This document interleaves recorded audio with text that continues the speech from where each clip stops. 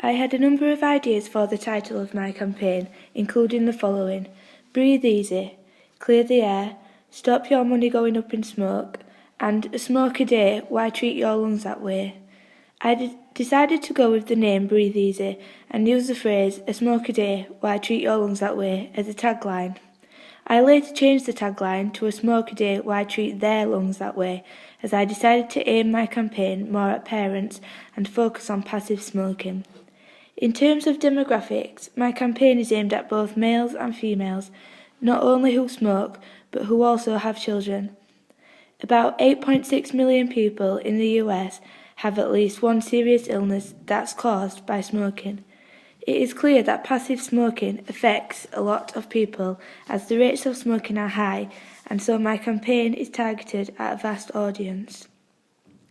In terms of the target demographic, I personally don't think I could place my campaign into one category, as people from all social classes smoke, as it is becoming increasingly cheaper and so it becomes more popular with all age groups. However, the core market I will be aiming it at is C2, D and E.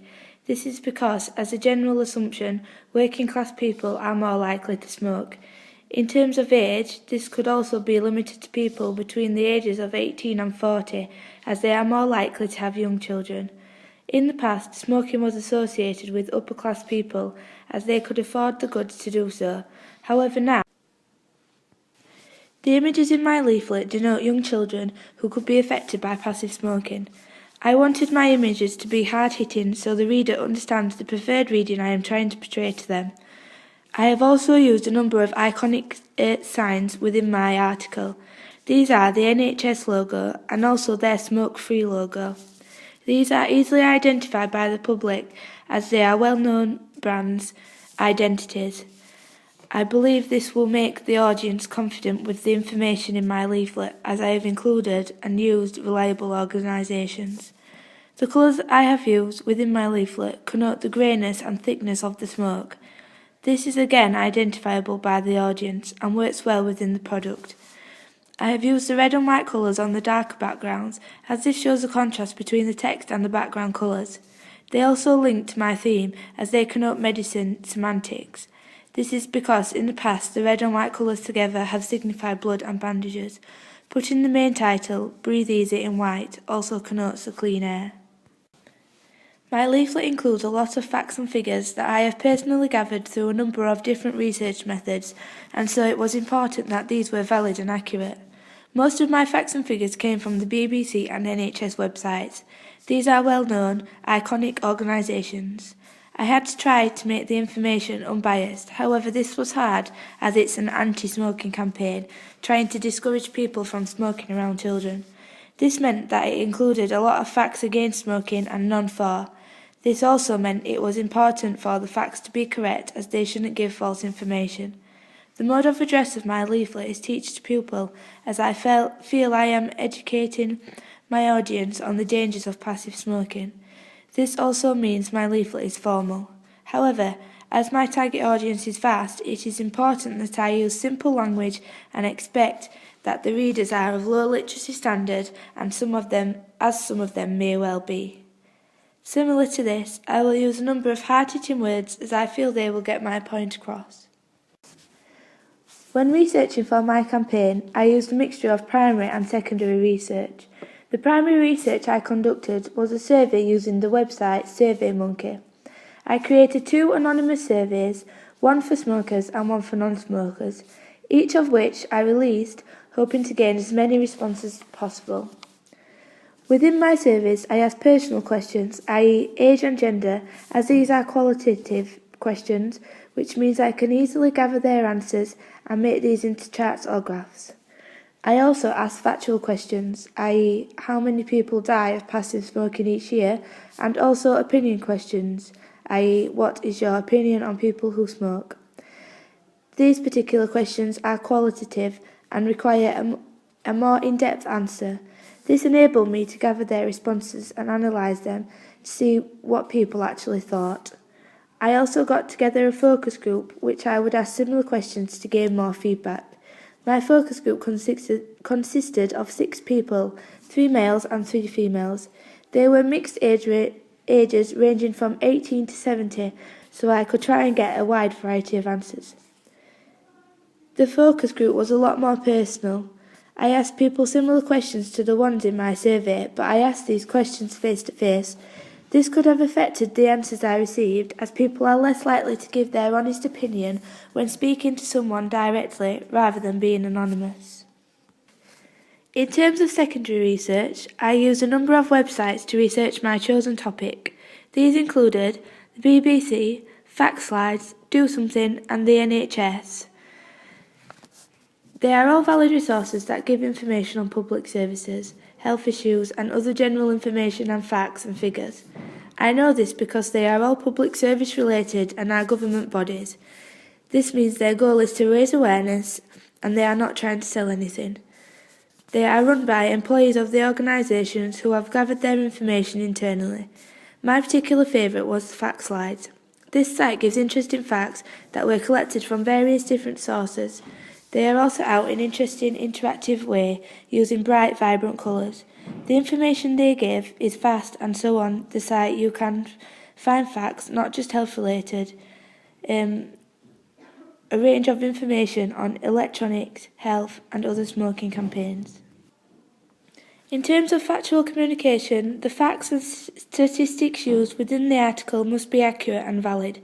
As I created 2 different surveys, I think I have discarded most biased suggestions.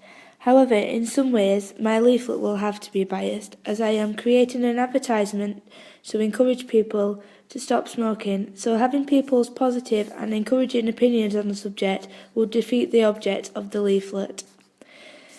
As a public service advertisement, my leaflet is supposed to be biased, as it is a persuasive piece. However, it should still be accurate and trustworthy. In terms of product research, the focus of my article will be to warn people of the dangers of passive smoking, especially around children. I have already mentioned the types of images I will be using and how I will try and create the smoke effect. In terms of legal constraints, the most obvious is ensuring that I do not breach any copyright when using other campaigns as style models for inspiration. It is also important to get the permission of the people featured in the images and when quoting them in my leaflet. If it is a child featuring, then it is important to ask their parents for permission. Another factor of legal constraints to be considered is ensuring the information within my article does not slander anybody. This means I am not offending anyone and prompting them to cause legal problems within my campaign in the future. It is also important that I do not manipulate any of the facts included to prove any of my points. They should always be accurate and valid at all times.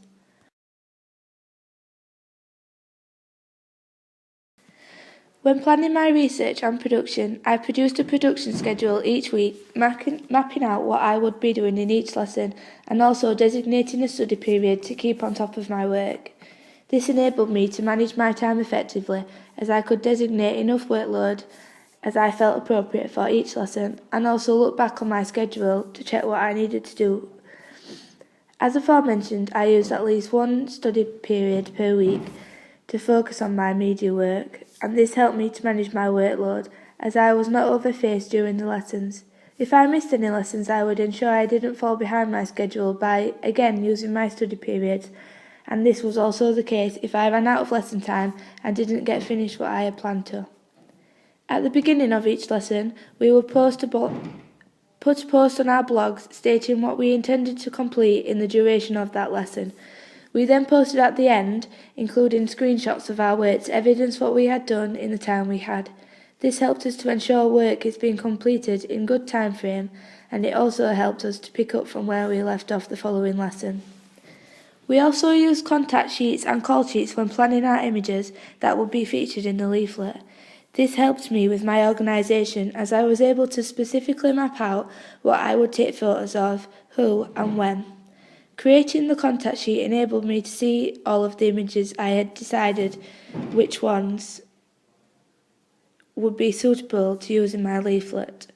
At the beginning of the production process, I created brief flat plans mapping out the layout of my leaflet. This helped me when creating my product, as I was able to follow the set design I had created and keep referring back to these during the lessons.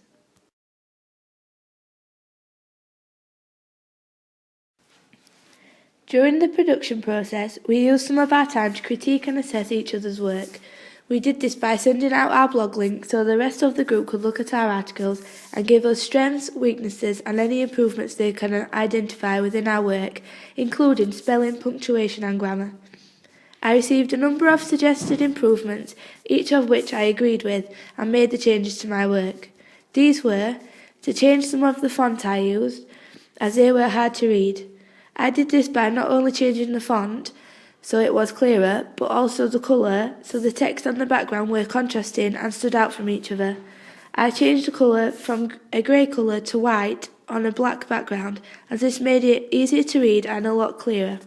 Another improvement I was given was to add more information to the "Do you smoke around your children" section, as there was a gap between the existing text and the pull quote. I also got a large amount of feedback from my teachers. They were able to give me help on the design side of my productions, as well as the information I have chosen to include. Rob suggested that I change a number of my textual aspects so they were clearer and easier to read. He showed me a method of doing this on Photoshop without manipulating the text too much and changing the font. This was using the paintbrush tool and making the outlines more defined and bolder.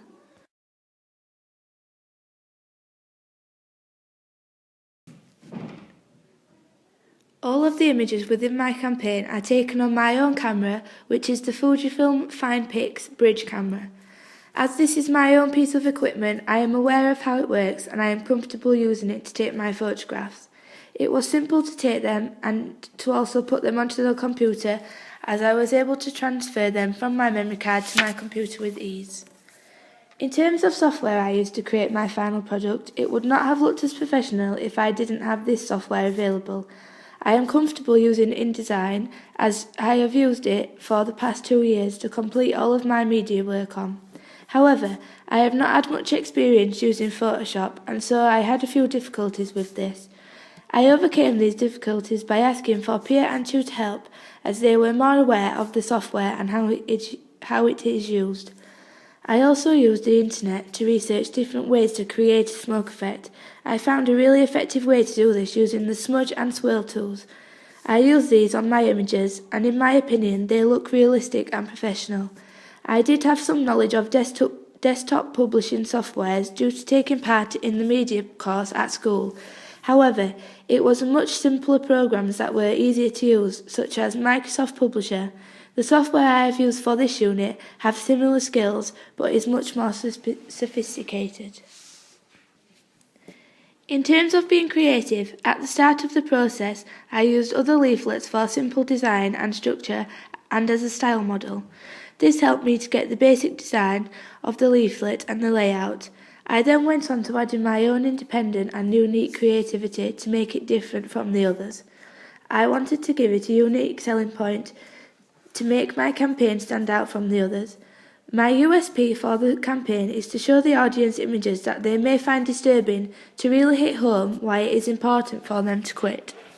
I did this by using children within my campaign, as this is harder hitting for parents that smoke. I also used Photoshop to remove the backgrounds of my images. I did this by using the magic wand tool to select parts of the background I wanted to discard. If I came across any difficulties whilst doing this, I then had to use the blur tool to manipulate the image's edges and make it look smoother and more professional. I changed the contrast in some of my images as I felt they were too dark, and this decreased their visibility. Once changed, they looked a lot clearer. On InDesign, I was able to experiment with the placement of images and text, as I was not given any set boundaries but allowed to create everything myself. The outcome I wanted for my leaflet was to inform people of the dangers of passive smoking, specifically around children, and to try to discourage them from doing it. As it is part of a public service advertisement, the main purpose of my leaflet is to raise awareness. With the information and images I have included, I feel I have portrayed this message to the audience and get the point across. This is due to the emotive language and images I have used. My focus was to make people feel guilty and want to stop for the right reasons. By using emotive language and hard-hitting images, it gives the realisation of what is actually happening and encourages this to stop. In terms of my creative outcomes, I think I have bettered my initial ideas. As I said before, I created a flat plan for my leaflet at the beginning of the process. However, I altered this greatly and made further improvements and changes to my piece in order to achieve my outcome. My image choices have contributed to me achieving my outcome as I have used images of young children. They are cute enough to make the audience feel guilty and encourage them to make a change.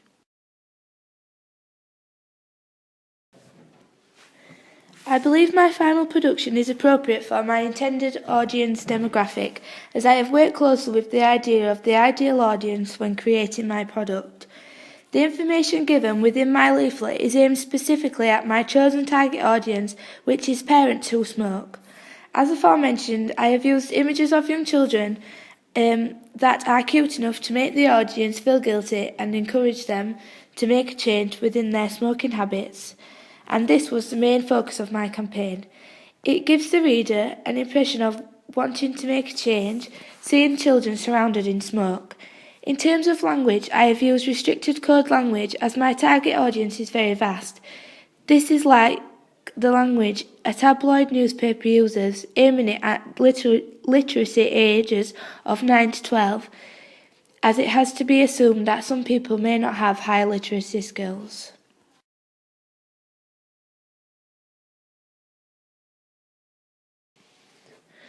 When carrying out research, we looked at a number of different sources, some of which primary and secondary. My primary research resources were my surveys and focus group.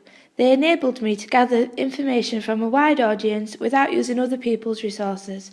I developed a number of skills when creating these research types. They included the use of qualitative and quantitative data. As I started to understand these terms, I was able to use them to my ability and make sure I had a mixture of these question types so I could gather substantial information. For my secondary research, I mainly used the internet. I wanted to find a secondary resource, like a book, but I found it difficult to find one which included the information I needed. Using the internet enabled me to find information that would be hard to get hold of through any other methods. Last year, the questionnaires I created were quite basic, as opposed to my surveys this year, where I felt they were more detailed and enabled the participant to give me a more in-depth response. This year, I felt I asked the right questions, as I was able to gather responses I wanted. This was in the form of getting people's opinions on my information, and also then referring back to their earlier questions and comparing their answers to their age, gender and occupation. Advertising my questionnaires on Facebook enabled me to gain a representative sample, as a large range of people completed them.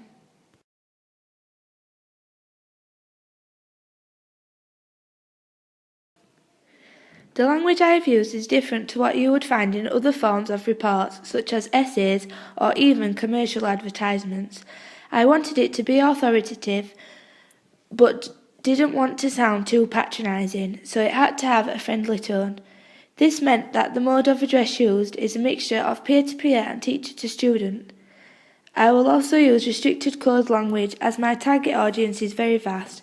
This is like the language a tabloid newspaper uses, aiming it at the literacy ages of 9 to 12, as it has to be assumed that some people may not have high literacy skills. This means I have explained most of my information simply so it can be understood by all. Emotive and shocking language is used to guilt-trip people into making a change and being persuaded by my leaflet. However, it can't be too upsetting, as this may make my audience be put off reading it. Valid and accurate facts and figures are used so the reader cannot argue against the information in my leaflet. If I was to repeat the whole process, there are a number of things I would change during the time. The first thing I would do is more initial planning. I did create some flat plans, but when I started actually creating my product, I did not stick to these. I think this is because they were basic and lacked detail, and so they did not resemble my final product. Another thing I would do is stick to a specific style model. I think this would help me to make the layout of the leaflet similar to the professional ones.